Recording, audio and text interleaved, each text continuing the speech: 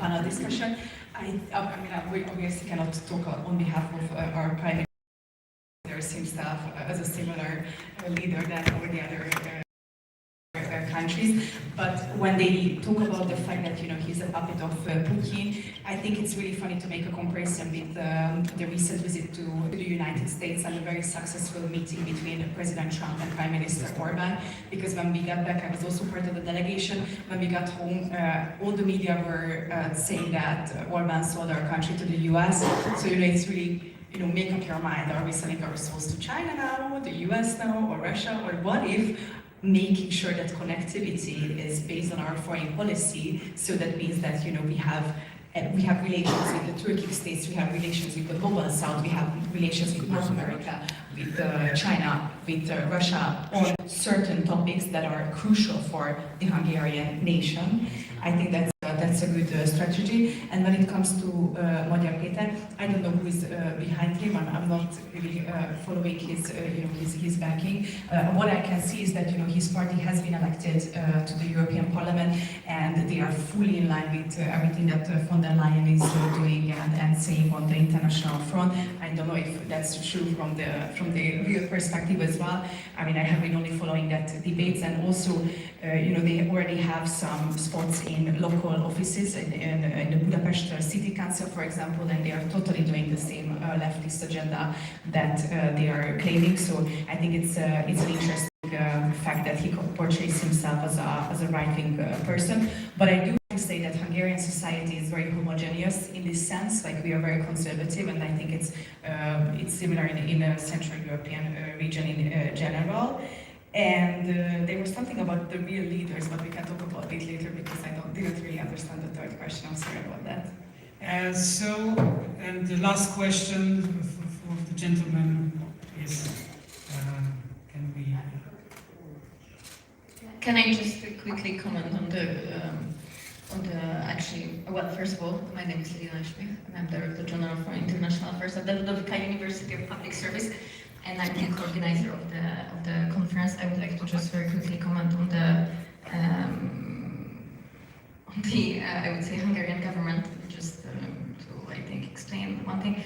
So first of all, there are elections coming in Hungary, and I think we should leave it to the Hungarians to decide for whom they will vote, because Hungary is a democracy and the elections are taking place, and we will see what will happen.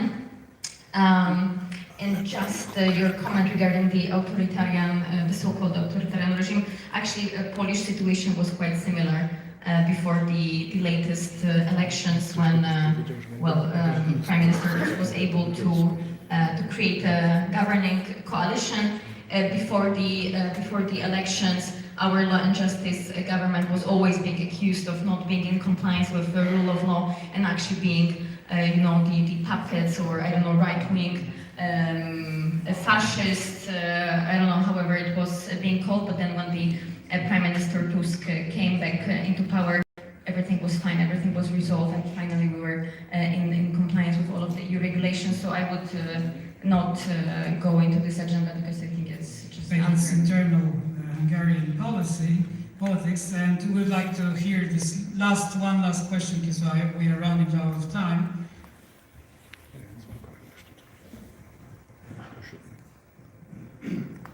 Thank you, Jakub Burka, University of Warsaw. So my question would be, what's your take on the concept of sovereignty? Sovereignty is a blend of two words, sovereignty and interoperability. I deal with it also cooperating with the European Commission in the sphere of finance and economy. And when I look at the title of this panel, Sovereignty in a United Europe, I think that in more and more areas, unity through diversity, but in terms of economic and financial cooperation through interoperability, might be a good response to different problems in the European Union. Thank you. Who you would like to? Whoever wants to take this question. I'm not familiar with the concept, but of course there are advantages of EU example, some efforts of harmonization, negotiations with big tech concerns, etc. Always European Commission has a better ground to it than the smaller national states. But this is a good exercise. Try to find any legal act in EU which is against German raison d'etre. Only one, please find me. Because I couldn't. It's impossible. So, in my opinion, EU is some kind of, nowadays, EU is some kind of mix of economic interest, lust for power, and ideology. And I don't see during the von der Leyen reign a lot of advantages. We spoke about technology in EU. There is a famous Draghi report. It's a huge accusation against all presidents of European Commission in the past, because Draghi stated that we, as a EU, we are losing everything with US and China, besides universities and healthcare. Everything. When we look at production in EU in 2024, minus 0.7. China plus 5.5, US 2% growth. We are losing everything, and I'm very pessimistic. Maybe because I am a member of the European Parliament on the right side, and I don't see hope in that project. And I would like to comment this question about Viktor Orban, because it's a very useful tool to label everyone that he's a fascist, he's pro-Putinist, etc., etc. For me, it's very interesting because my area of expertise is the history of political and legal thought.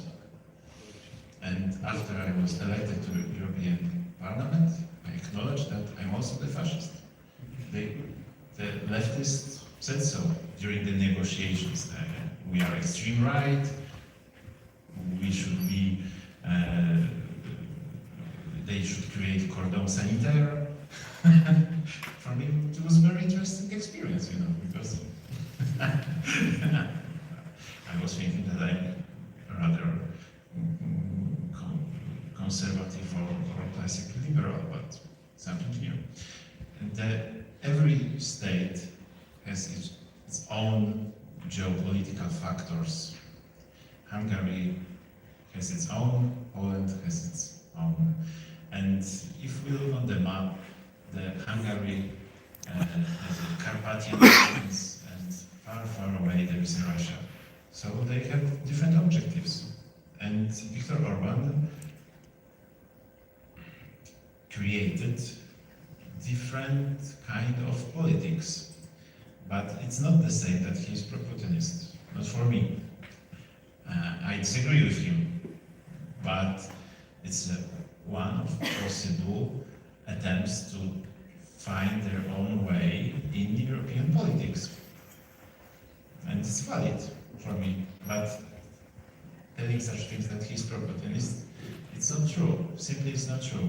He's saying that Ukraine cannot win this war, so he wants to find the best solution during the negotiations.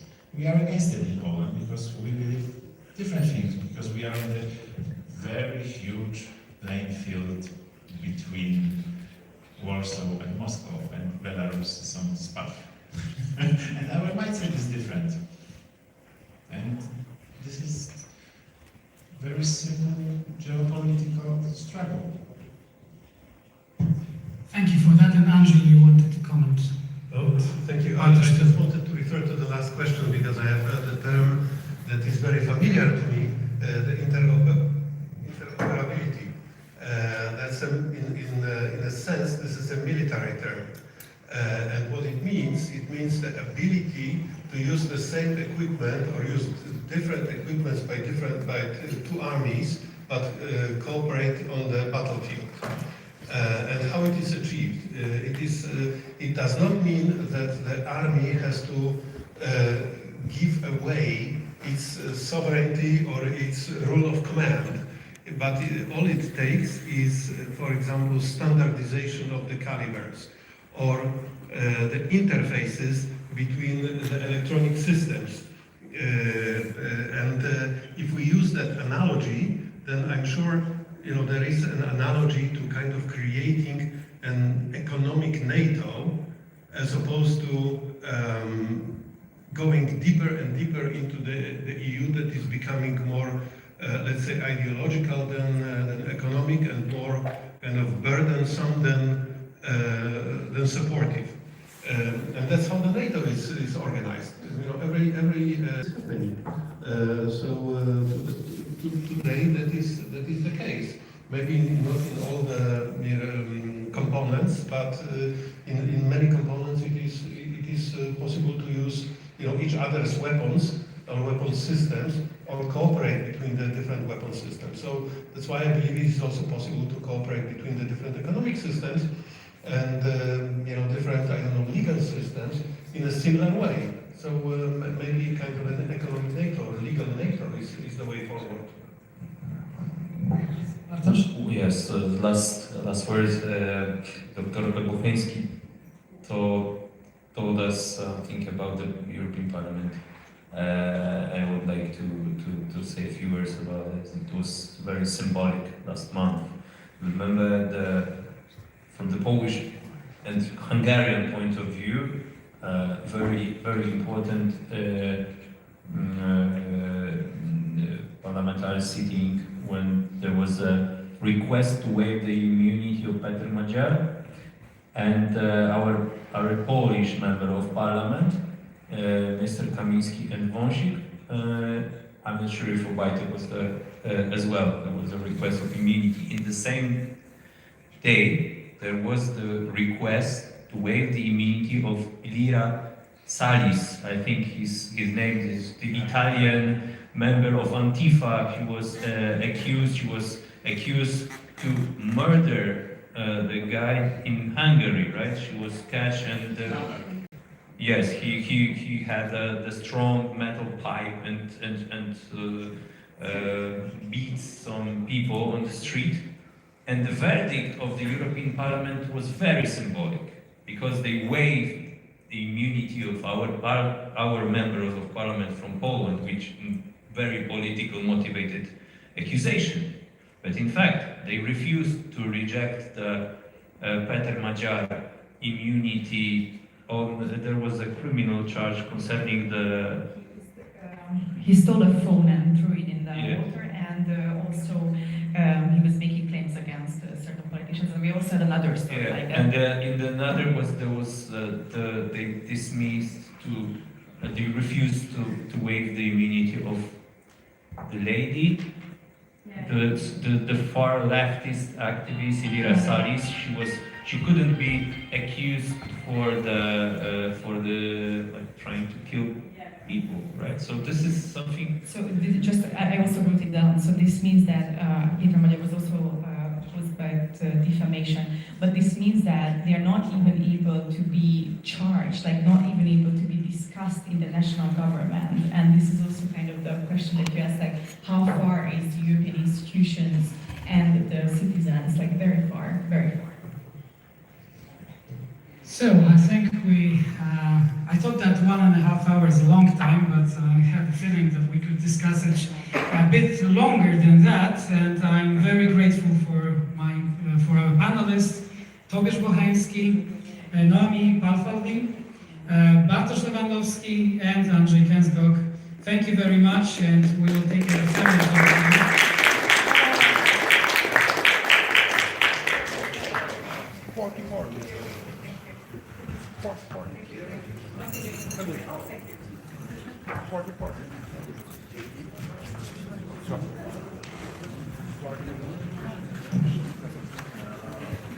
Nie wiem, jak to polski mikrofon.